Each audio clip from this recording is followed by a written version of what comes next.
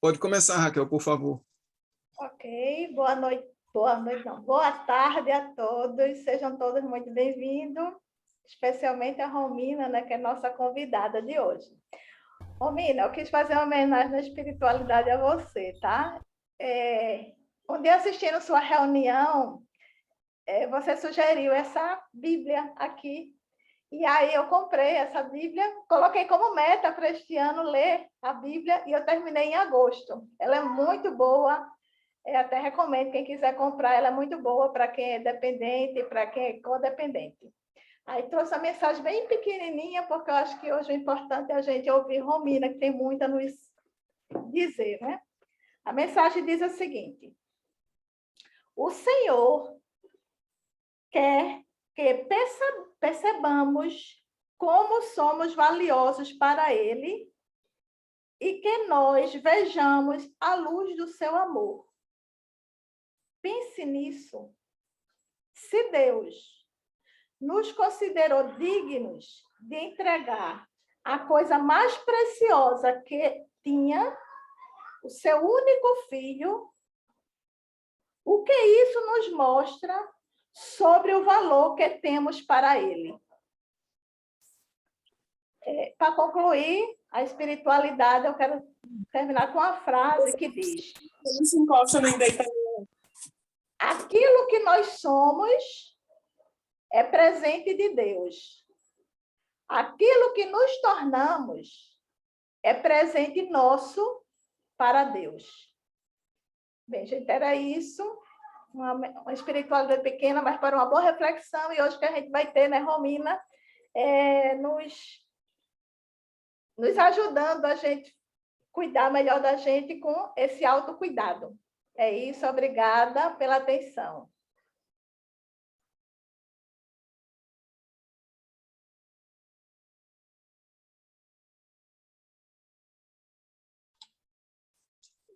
Já podemos seguir?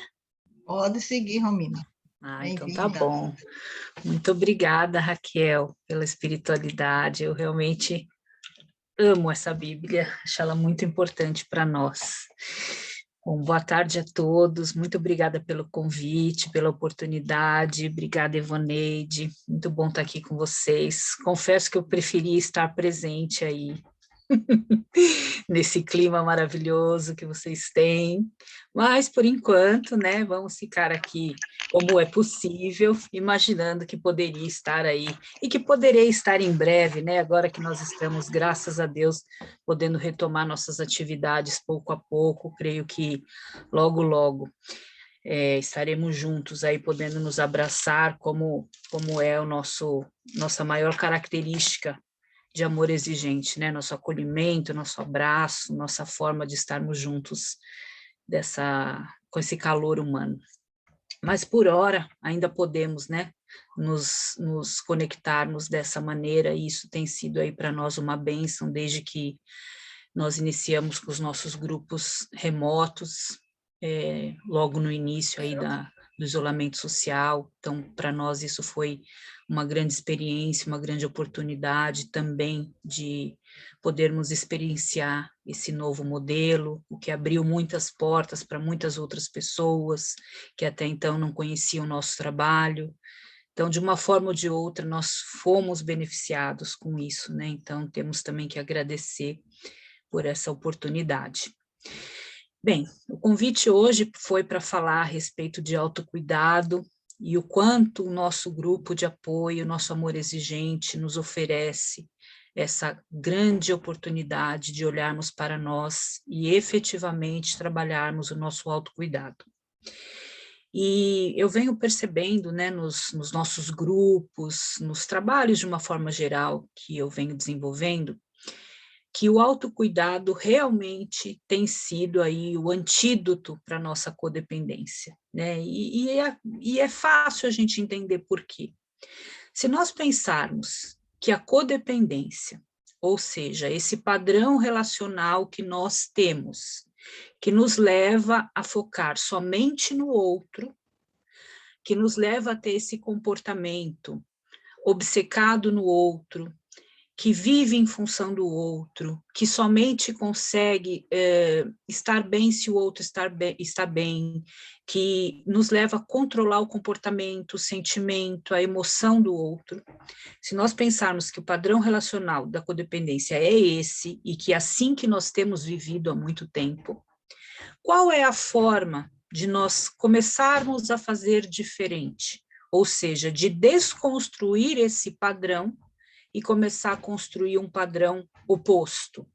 Justamente virar o espelho para nós, né? Então, se esse foco, se essa luz, se esse olhar tem sido sempre para o outro, a maneira de nós iniciarmos esse padrão oposto, essa reconstrução de um padrão diferente, é virar esse espelho para nós, ou seja, virar esse foco para nós.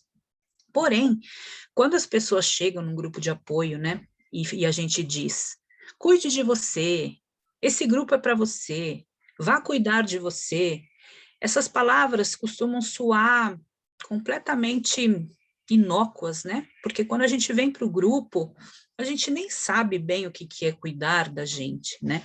Isso soa até como um insulto, né? Eu vim para cá para ajudar meu ente querido, eu vim para cá para arrumar uma solução para minha questão com meu ente querido e vocês vêm me falar para cuidar de mim. E a gente não sabe nem bem o que é cuidar da gente, né? O que seria cuidar de mim?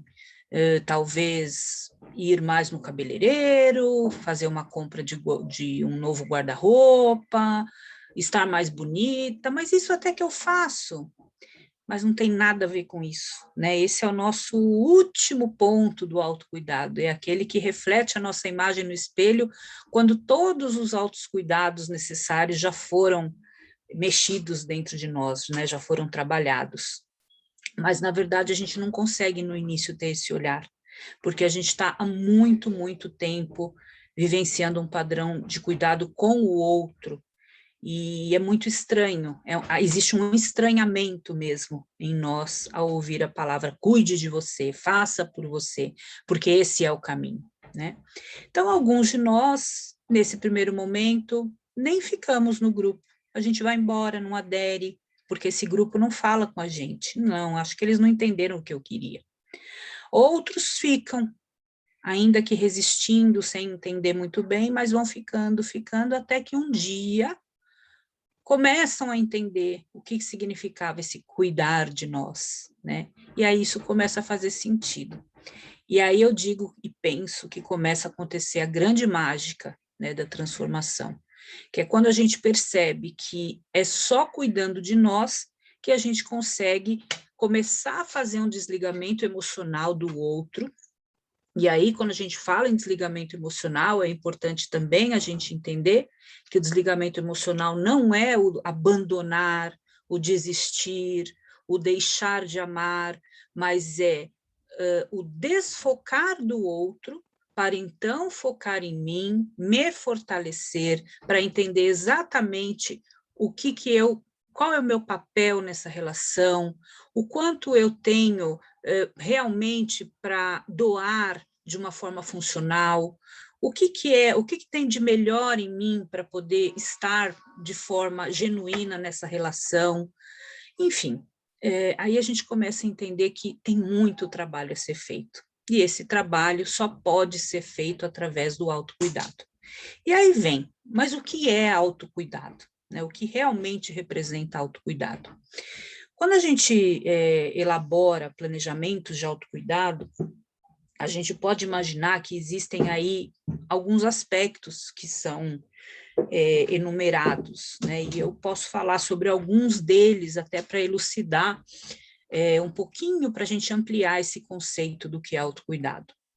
Claro que, em primeiro lugar, né, a gente traz aqui a necessidade no amor exigente, quando a gente coloca prioridade aqui para as pessoas que vêm no início, olhar para si e tal, olhar para a sua questão emocional, né? Então, o cuidado com a saúde emocional, né? Como é que está a nossa saúde emocional? Porque a gente vem para o grupo com os nossos recursos totalmente esgotados. E aí a gente começa a entender que os recursos são limitados, sim, até no nosso emocional. mas a gente acha que não. Somos fortes, somos a parte mais forte da história, estamos aqui porque somos as que podem ajudar, o outro é o que precisa de nós. E muitas vezes a situação já nem está mais assim. Nós é que estamos precisando, muitas vezes, até mais de ajuda do que os outros membros da nossa família. Só que para nós é muito difícil reconhecer, porque a nossa própria codependência nos coloca num papel de salvadores, num papel de uma determinada onipotência, no sentido de eu posso, eu salvo, eu consigo, que a gente tem dificuldade para reconhecer nossas fragilidades, nossas vulnerabilidades. E quando a gente entra em contato com os recursos são limitados, com o nosso terceiro princípio, aí a gente começa a entender que o quanto nós fomos ao limite, ou ultrapassamos os limites dos nossos recursos emocionais. E aí sim, a gente pode abrir aí a gente costuma dizer, né, que a gente pode imaginar vários formatos para começar a fazer um trabalho de um plano de autocuidados, né? Às vezes eu brinco com as nossas meninas, eu falo, a gente pode fazer imaginar um pedaço de pizza, né? Que até então essa pizza, o recheio dela principal era o nosso querido usuário, seja nosso cônjuge, isso eu falo com as meninas na maior parte das vezes, que é o cônjuge, né, como coordenadora dos grupos de cônjuges, mas pode ser nosso ente querido, nosso filho, nosso irmão, nosso pai, nossa mãe, enfim, aquela pessoa que deflagra o nosso padrão de codependência, e que essa pizza era inteira recheada por ele. Todos os nossos autocuidados eram só a azeitona. Aí a gente faz ao contrário agora, a gente divide essa pizza nos 8 ou 12 pedaços, 10 pedaços aqui na questão dos autocuidados, e aí a gente começa a deixar um pedacinho para cada coisa, e ele vai ter que ocupar um dos pedaços, e não a pizza inteira. E aí um dos pedaços da pizza seria a minha saúde emocional. Como vai essa saúde emocional? Né? Eu tenho olhado para isso, e aonde eu cuido da minha saúde emocional?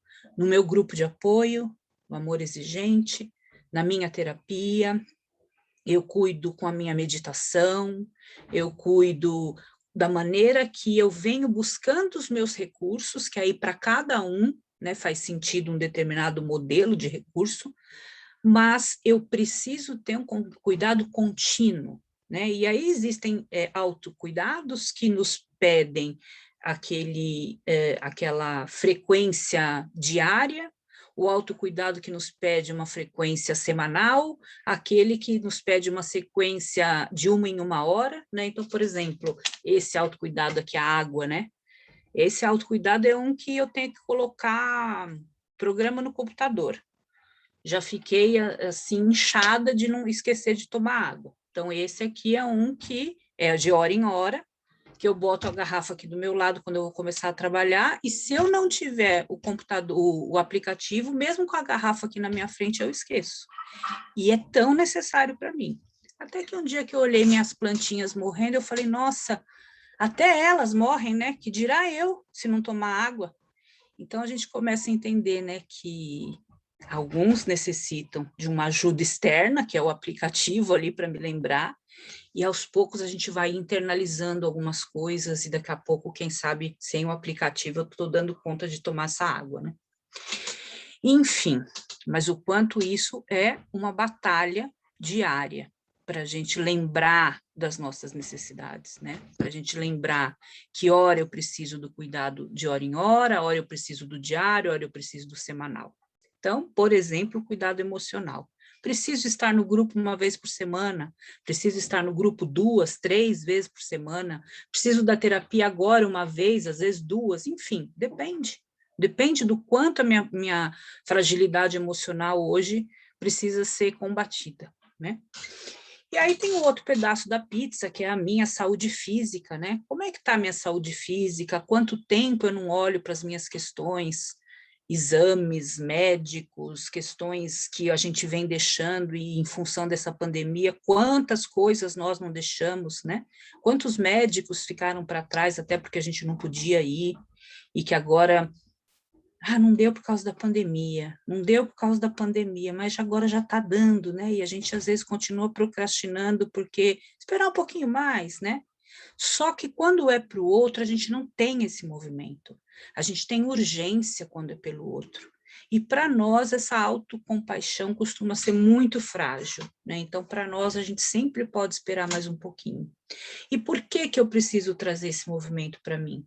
Porque essa energia que eu dedico ao outro é a energia que eu preciso voltar para mim, para que eu possa trazer esse movimento de compaixão para mim, me acolher. Isso fortalece o quê? Meu amor próprio, minha autoconfiança, minha autoestima.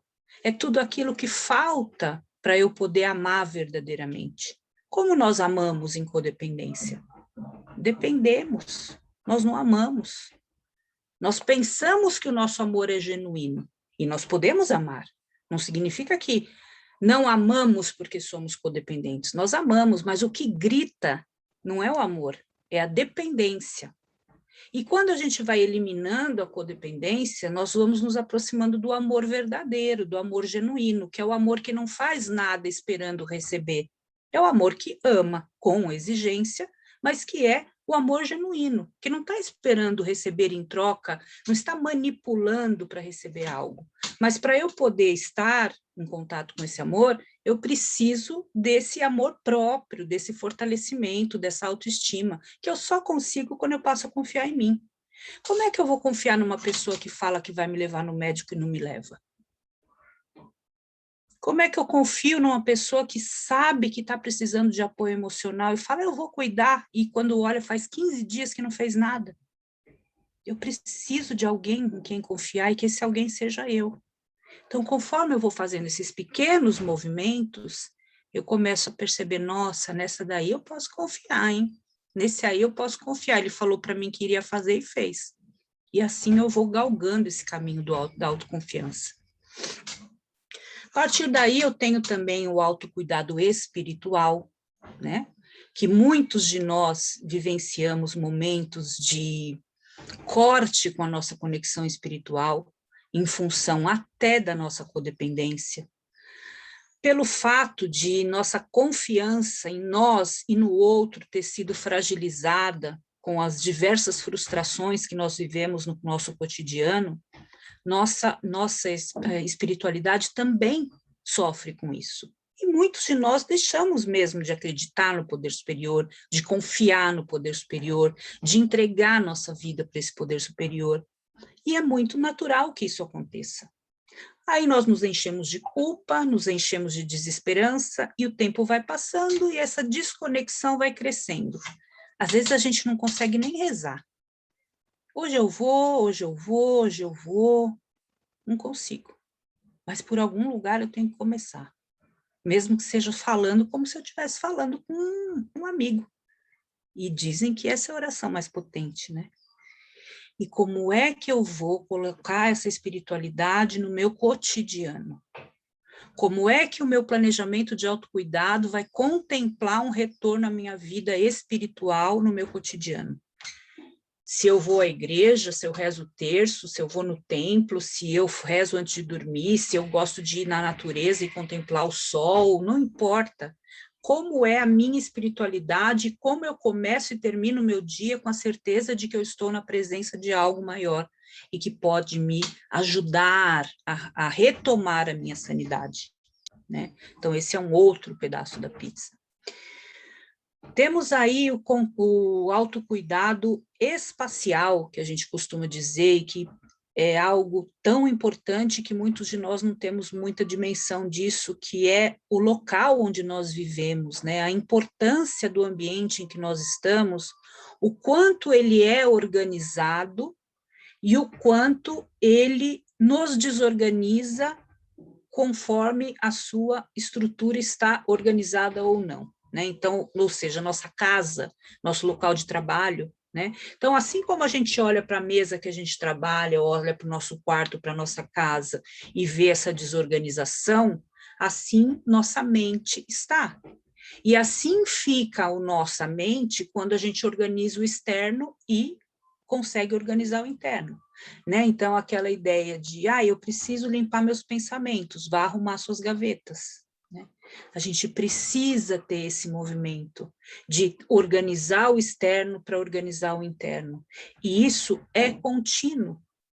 Essa ambiência precisa estar nos ajudando a colocar a ordem dentro de nós, porque esse caos externo também nos ajuda a ficar no caos interno, né?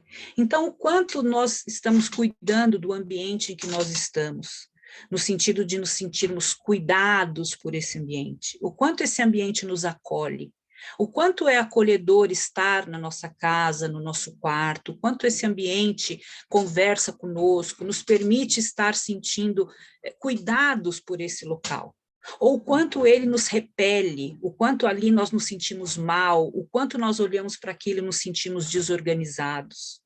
O quanto aquele ambiente tem coisas que só trazem lembranças do passado, coisas quebradas, coisas que não funcionam mais, coisas que a gente olha, aquele acúmulo e não consegue se desfazer. Isso é de fundamental importância e é um autocuidado que muitos de nós, muitas vezes, não percebemos a existência dele, né? E o autocuidado relacionado às nossas metas, relacionadas à nossa questão acadêmica ou profissional, né?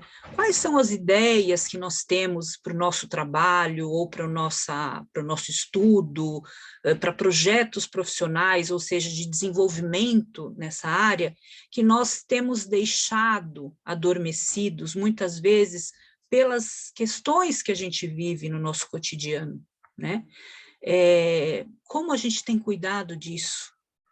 Como é que eu tenho cuidado dos meus projetos de desenvolvimento pessoal? Né? Eu parei de caminhar em relação aos meus sonhos com uma faculdade, com uma pós-graduação, com terminar meus estudos, ou com almejar uma promoção, ou abrir aquele negócio que eu gostaria.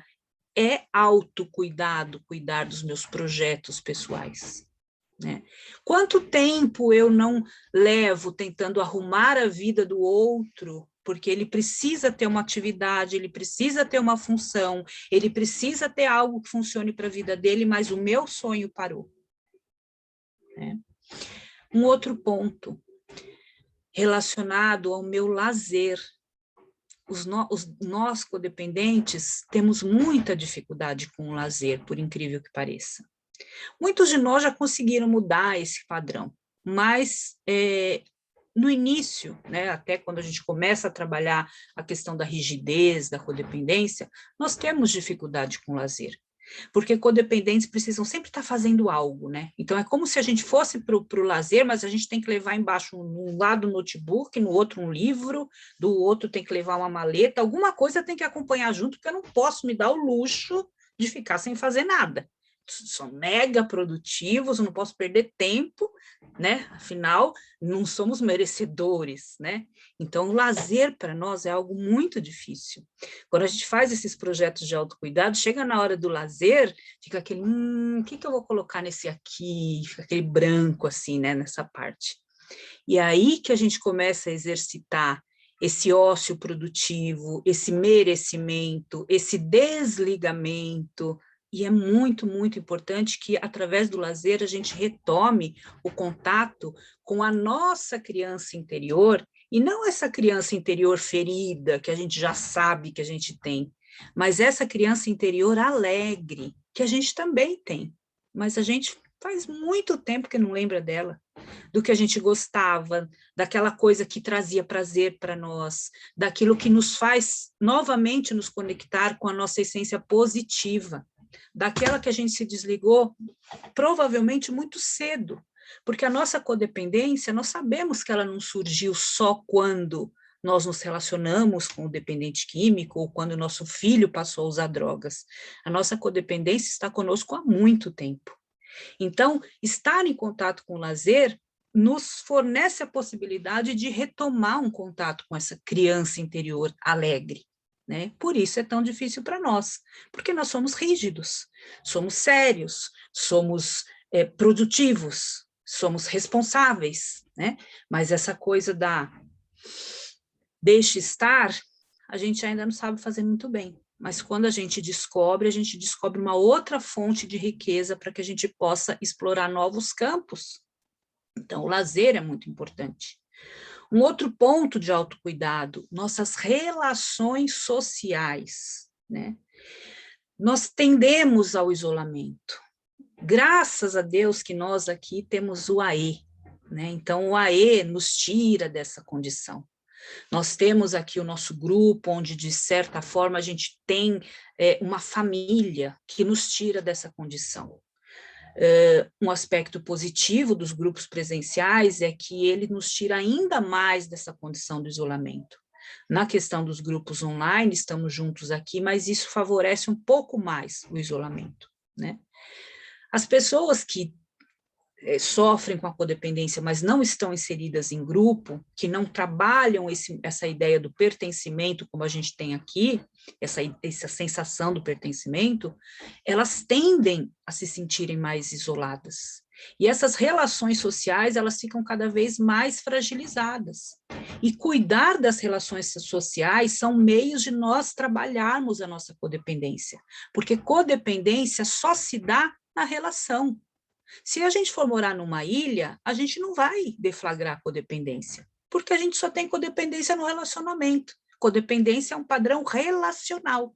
Ele só acontece quando eu me relaciono com alguém. Por isso que a gente estuda lá, tem codependência conjugal, codependência parental, codependência no trabalho, codependência sexual, codependência nas relações. Não existe codependência individual, eu comigo, né?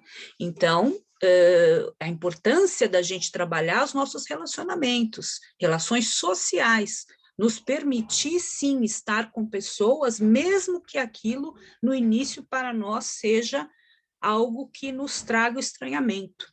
Assim como um outro autocuidado é a relação familiar, que, em princípio, para muitos de nós, essas relações familiares são de extremo desconforto, porque muitos de nós vieram de famílias tóxicas ou têm relações tóxicas em família, mas o quanto esse treino, esse autocuidado, nos leva a poder colocar os limites necessários que nos permitam estar perdoando, honrando, tudo aquilo que nossa família tem, sem necessariamente ter que conviver com o que nos faz mal.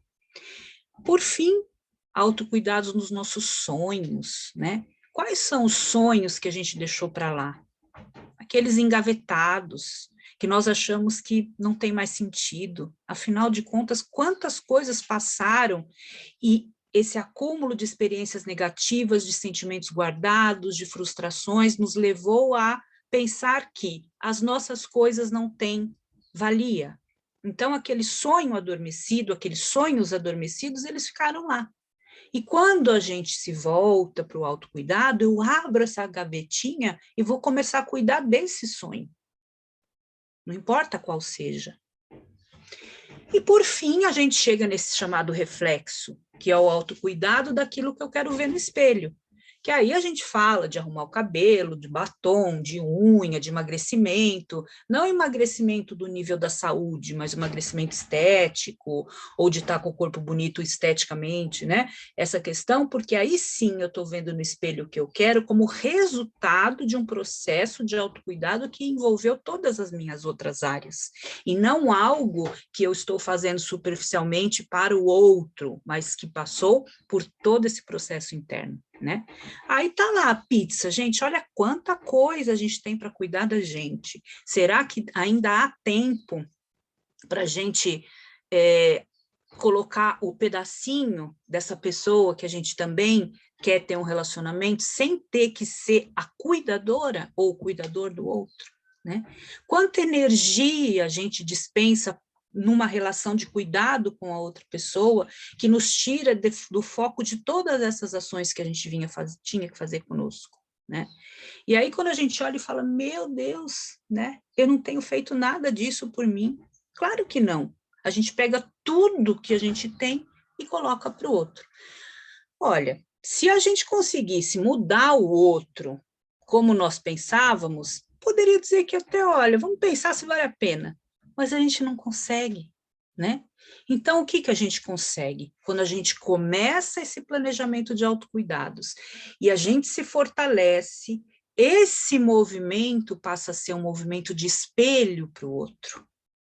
Aí sim, a gente pode vir a ter a oportunidade de mudar o outro no sentido que o outro se espelhe em nós, e aí ele tem internamente o desejo de mudança. Essa pode ser a via, né? A outra porta. A gente tenta mudar as coisas por uma outra porta.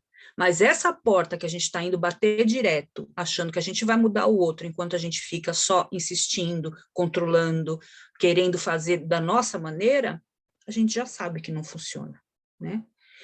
Então, o autocuidado no grupo, aí entra o papel do grupo de apoio, né? Quando a gente tem um grupo que nos fortalece, nos ajudando toda semana, ou a cada vez que a gente está aqui, ou a cada live que a gente assiste, a cada reunião, a gente lembrar que a gente tem uma meta, que a gente pode estabelecer as metas de acordo com cada planejamento de autocuidado que a gente vem fazendo, que a gente pode externalizar no grupo as nossas emoções, que a gente pode externalizar os nossos desejos, as nossas vontades, as nossas dificuldades em relação a toda essa programação de autocuidado, nós temos aqui a nossa força para poder chegar cada vez mais próximo desse novo caminho que a gente pretende traçar para nós, né? E aí sim, faz sentido, né, a gente ter essa força para caminhar, porque é importante a gente entender que, na teoria, o planejamento de autocuidado é muito interessante, mas nós não podemos esquecer que a gente está falando de um padrão relacional. Padrão é uma série de comportamentos que se dão ao longo de um determinado tempo e formam aquele padrão.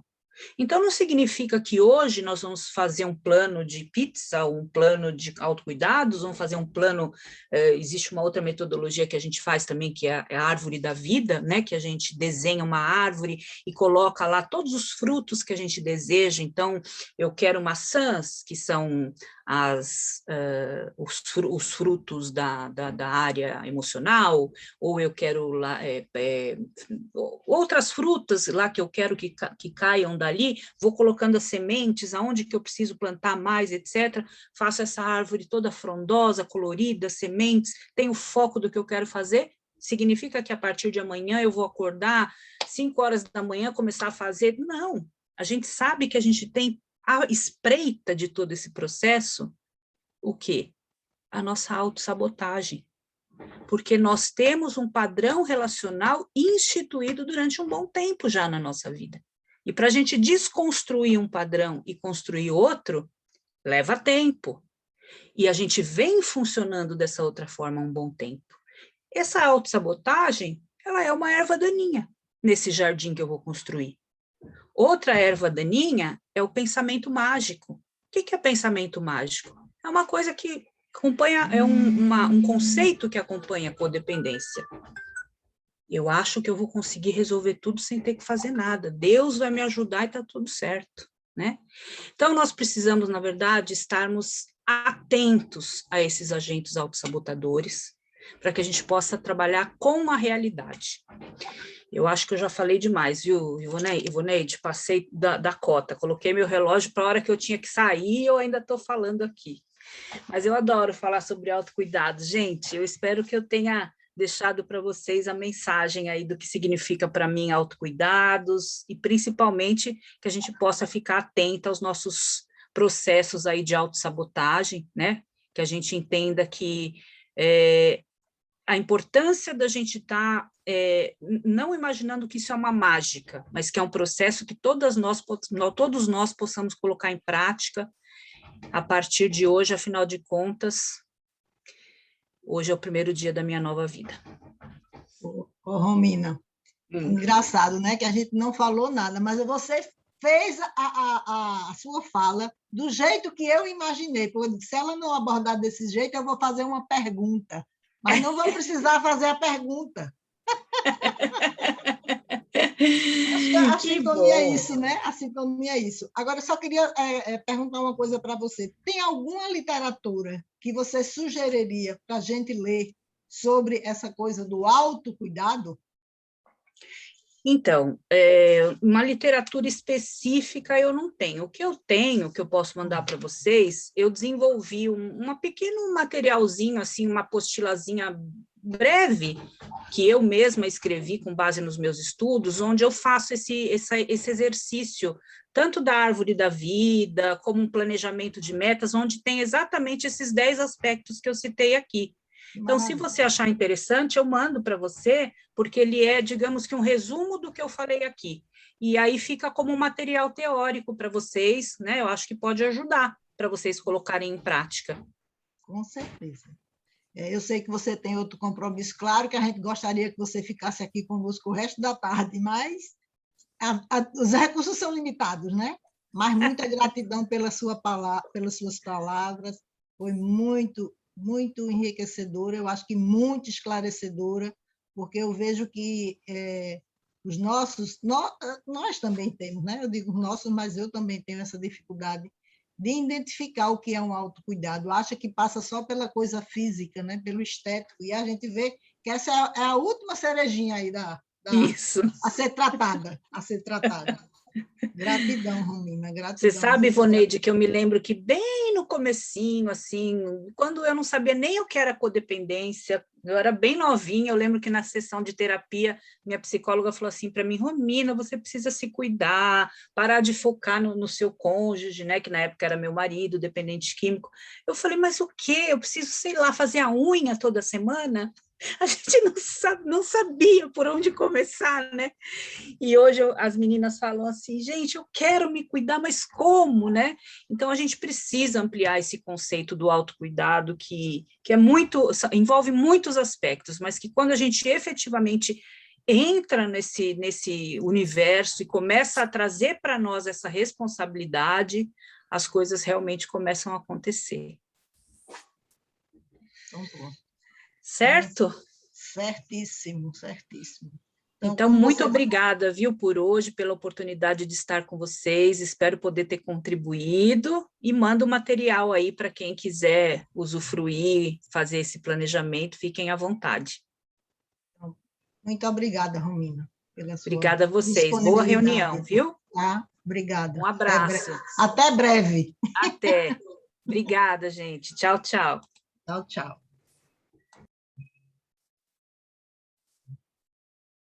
Alex.